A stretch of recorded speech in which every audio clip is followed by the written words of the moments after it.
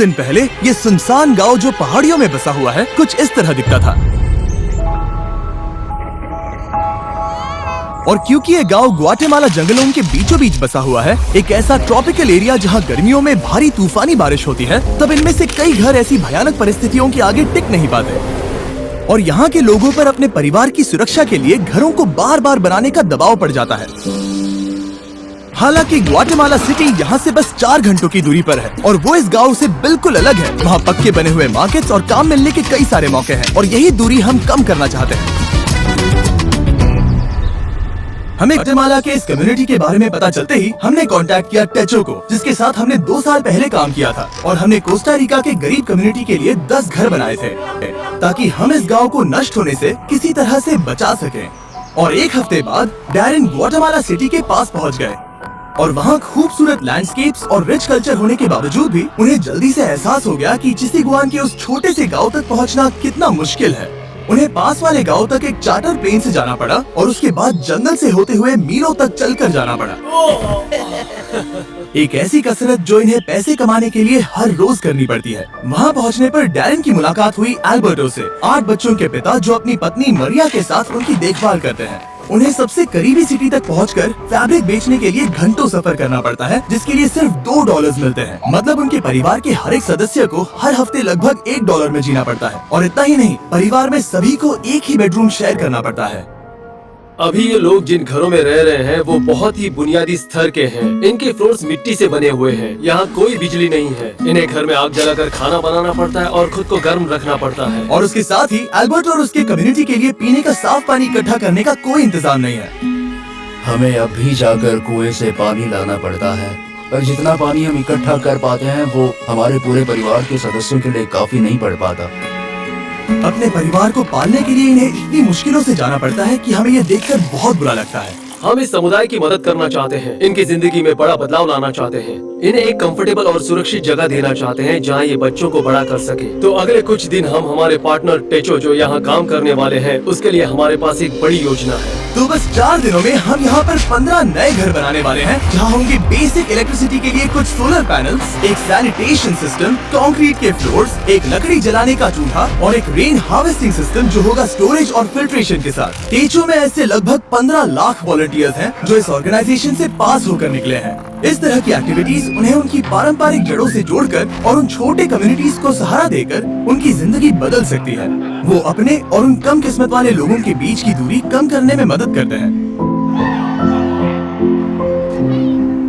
अगले दिन सुबह जब उस काम को शुरू करने में 4 दिन बचे थे, तब टेचो के करीब 50 वॉलंटियर्स उस गांव में कंस्ट्रक्शन शुरू करने के लिए चले गए और उस गांव में सड़कें कम होने की वजह से डैरेन और उन वॉलंटियर्स को सभी बिल्डिंग इक्विपमेंट्स पहाड़ी की चोटी पर उठाकर ले जाने पड़े, जहां वो नए घर बनाए जा रहे थे। इसलिए अगले 48 घंटे बहुत ही मुश्किल होने वाले थे।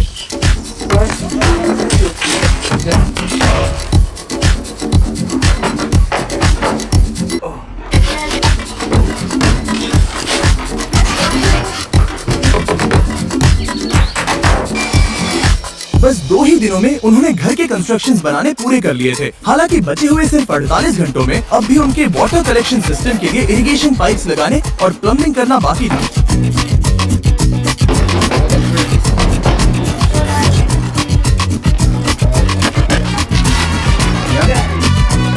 वो यहाँ पर बहुत सारा पानी इकट्ठा कर पाएंगे ताकि बारिश के ना होने पर भी इनके लिए पर्याप्त पानी मुहैया हो सके। ये उनके लिए एक बहुत बड़ी सुविधा है।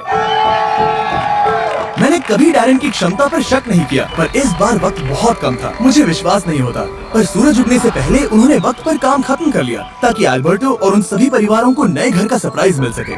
और बच्चे तो अपनी एक्साइटमेंट रोक ही नहीं पाए। चलो रिबन काटते हैं।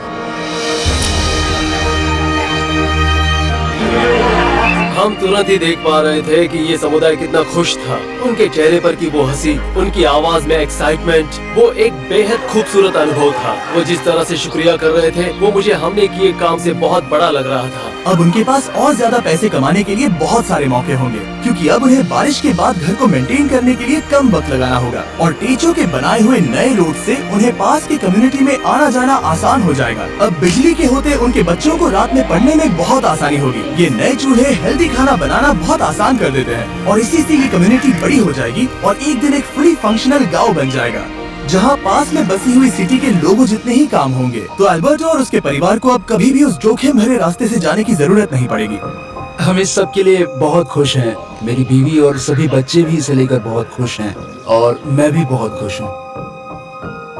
और इसके बाद भी हमारे पास इस कम्युनिटी के लिए और एक सरप्राइज है, पर उसे दिखाने से पहले मैं आपको इस वीडियो के स्पॉन्सर के बारे में बताना चाहता हूँ, ड्रैगन सिटी। इस प्रोजेक्ट को स्पॉन्सर करने के बावजूद ड्रैगन सिटी होस्ट कर रहा है एक फिलैंथ्रोपी वीक चैलेंज जो जनवरी 21 से लेकर 28 तक रहेगा। विनर्स टेचो के लिए पॉइंट्स अर्न कर सकते हैं एक इलेक्ट्रिक और एक फ्लेम पेरेंट को ब्रीड करके, और हर 50,000 पॉइंट्स अर्न होने पर ड्रैगन सिटी टेचो.us को $100 डोनेट करेंगे ताकि लैटिन अमेरिका में शेल्टर्स बनाने में मदद कर सके, जिसका डोनेशन गोल है $20,000। और हाँ, इसमें custom mister beast runner island 24 जनवरी से शुरू होने वाला है, जहां आप सभी मिस्टर बीस्ट ड्रैगन्स को इन गेम ऑफर से पा सकते हैं। पर अगर आपको मेरे ड्रैगन्स पसंद नहीं है तो आप हजारों ड्रैगन्स में से भी चुन सकते हैं। फिक्र मत करो, मुझे बुरा नहीं लगेगा जब तक आप सब्सक्राइब करते हैं। ड्रैगन सिटी डाउनलोड करने के लिए डिस्क्रिप्शन के लिंक पर क्लिक करें या फिर इस QR कोड को स्कैन करें, जिसमें होगा special starter pack 15,000 food, 30,000 gold, 10 James, और ज्वाइन करें 20 फिलैंथ्रोपी वीक एक ड्रैगन मास्टर बनकर। वो 15 घर बनाने के बाद हम यहाँ पर एक कम्युनिटी सेंटर भी बना रहे हैं, जो कि स्कूल के लिए कुछ एडिशनल क्लासरूम्स जैसा होगा। अभी उस स्कूल में सिर्फ 2 क्लासरूम्स हैं। यहाँ की औरतें उसे ट्रेनिंग और वर्कशॉप्स की तरह इस्तेमाल करेंगी ताकि वो नई स्किल सीख कर जॉब के नए रास्ते ढूंढ सके।